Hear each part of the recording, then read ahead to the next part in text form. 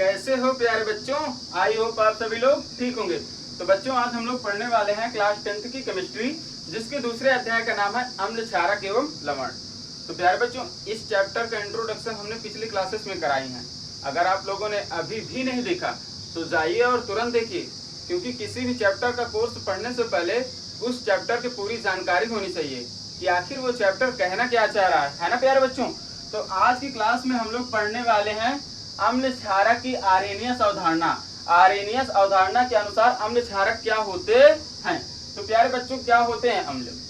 तो प्यारे बच्चों अम्ल वे पदार्थ होते हैं, अम्ल वे पदार्थ होते हैं जो जलीय विलयन में घुलने पर, जलीय विलयन में घुलने पर हाइड्रोजन आयन देते हैं। क्या देते हैं प्यारे बच्चों? हाइड्रोजन आयन देते हैं। तो एक दो उदाहरण के माध्यम से आपको समझाते हैं। जैसे हम लोगों के सामने हो गया ये HCl हो गया, HNO3 हो गया। तो क्या ये जलीय विलयन में घुलने पर हाइड्रोजन आयन देंगे? आइए प्यारे बच्चों ट्राई करते हैं। जैसे ये HCl है हमारे पास, इसकी क्रिया कराते हैं तो ये हाइड्रोजन प्लस धन आयन और ये क्लोरीन ऋण आयन। हाँ प्यारे बच्चों देखो हाइड्रोजन आयन दे रहे हैं तो ये अम्ल है। जो भी हाइड्रोजन आयन देते हैं जलीय विलयन में घुलने पर, आर्हेनियस के अनुसार जलीय विलयन में घुलने पर जो पदार्थ हाइड्रोजन आयन दे रहे हो, जो पदार्थ हाइड्रोजन आयन देते हैं उन्हें हम अम्ल कहते हैं। अब देखिए प्यारे बच्चों HNO3 ये भी क्या है? H plus NO3। तो प्यारे बच्चों ये भी हाइड्रोजन आयन दे रहा है, इसका मतलब ये भी अम्ल है। तो जो पदार्थ आर्हेनियस के अनुसार जो पदार्थ जलीय विलयन में घुलने पर हाइड्रोजन आयन देते हैं उन्हें हम लोग अम्ल कहते हैं। अब प्यारे बच्चों हम लोग बात करेंगे क्षार की। किसकी? क्षार की। तो क्षार वे पदार्थ होते हैं जो जलीय विलयन में घुलने पर, जलीय विलयन में घुलने पर हाइड्रॉक्सिल आयन देते हैं। क्या देते हैं प्यारे बच्चों? Hydroxyl ion.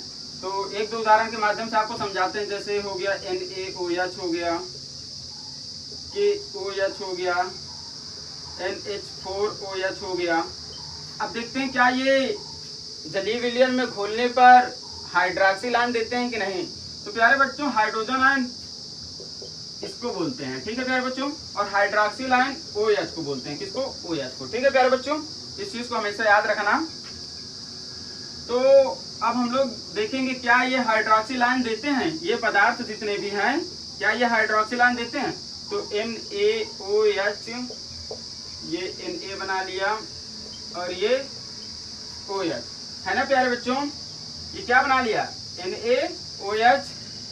इस चीज को हमेशा ध्यान में रहना चाहिए कि जो पदार्थ जलीय विलयन में घुलने पर हाइड्रॉक्सिल आयन देते हैं वो क्या कहलाते हैं? क्षार। तो प्यारे बच्चों NaOH क्या है? क्षार है। क्या है? क्षार है। अब KOH देख लेते हैं, पोटेशियम धनायन और OH ऋण ion, hydroxyl ion.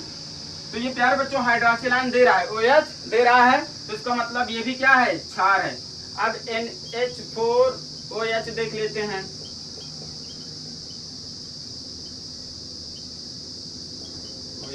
Hydroxyl ion दे रहा है प्यारे बच्चों। देखो ये भी हाइड्रॉक्सिल आयन OH दे रहा है, इसका मतलब ये भी क्षार है। तो प्यारे बच्चों आर्हेनियस अवधारणा के अनुसार अम्ल वे होते हैं जो जलीय विलयन में घुलने पर हाइड्रोजन आयन देते हैं। क्या देते हैं? हाइड्रोजन आयन देते हैं। तो प्यारे बच्चों आप लोगों के सामने ये दिख रहा है। और क्षार क्या होते हैं प्यारे बच्चों? आर्हेनियस अवधारणा के अनुसार जो जलीय विलयन में घुलने पर हाइड्रॉक्सिल आयन देते हूँ, है ना प्यारे बच्चों, दे रहे हैं ना। जो हाइड्रॉक्सिल आयन देते हैं वो क्या कहलाते हैं? क्षार। और जो हाइड्रोजन आयन देते हैं वो क्या कहलाते हैं? अम्ल। तो प्यारे बच्चों जितने भी पॉइंट्स अभी हम लोगों ने समझा उसे हमने कर दिया है बोर्ड पे नोट। आप वीडियो को स्टॉप करके लिखना चाहें तो लिख सकते हैं। और एक बार हम फिर से समझाने की कोशिश करेंगे कि अम्ल क्षारक की आर्हेनियस अवधारणा, आर्हेनियस अवधारणा के अनुसार अम्ल और क्षारक क्या होते हैं। तो अम्ल वे पदार्थ जो जलीय विलयन में घुलने पर हाइड्रोजन आयन देते हैं। क्या देते हैं प्यारे बच्चों? हाइड्रोजन आयन देते हैं। तो जैसे में कुछ उदाहरण है, जैसे HCl हो गया, HNO3 हो गया, H2SO4 हो गया। तो देखो एक उदाहरण लेकर हमने आपको समझाया है। HCl हमने लिया, हाइड्रोजन आयन दे रहा है ना प्यारे बच्चों, हाइड्रोजन आयन अलग हो गया, क्लोरीन आयन अलग हो गया। तो हाइड्रोजन आयन दे रहा है ना, तो जो पदार्थ हाइड्रोजन आयन दे जलीय विलयन में घुलने पर वो क्या कहलाते हैं? अम्ल कहलाते हैं। और जो दो उदाहरण बच रहे हैं उसे आप लोग ट्राई करिएगा करने का। अब क्षारक की बात करते हैं, वे पदार्थ जो जल में घुलने पर हाइड्रॉक्सिल आयन, क्या प्यारे बच्चों? हाइड्रॉक्सिल आयन देते हैं उन्हें हम लोग क्या बोलते हैं, क्षार बोलते हैं। तो कुछ उदाहरण है जैसे NaOH, KOH, NH4OH। तो प्यारे बच्चों ये सारे उदाहरण है, एक उदाहरण लेकर हम आपको समझाते हैं। AOH है, Na देखो धनायन बना लिया, OH अपना अलग ऋणायन बना लिया। तो प्यारे बच्चों हमने क्या पढ़ा था क्षार के बारे में कि जो OH हाइड्रोक्सिल आयन देते हो, हाइड्रोक्सिल आयन दे रहे हैं, ये सारे हाइड्रोक्सिल आयन देंगे। आप लोग जो बच रहे हैं उन्हें ट्राई करिएगा करने का। तो प्यारे बच्चों ये रही हम लोगों के अम्ल और क्षारक की आर्हेनियस अवधारणा। आई होप कि आप लोगों को कंप्लीटली समझ में आया होगा, और हम लोग मिलेंगे अब नेक्स्ट क्लास में एक नेक्स्ट टॉपिक के साथ। तब तक के लिए बाय बाय।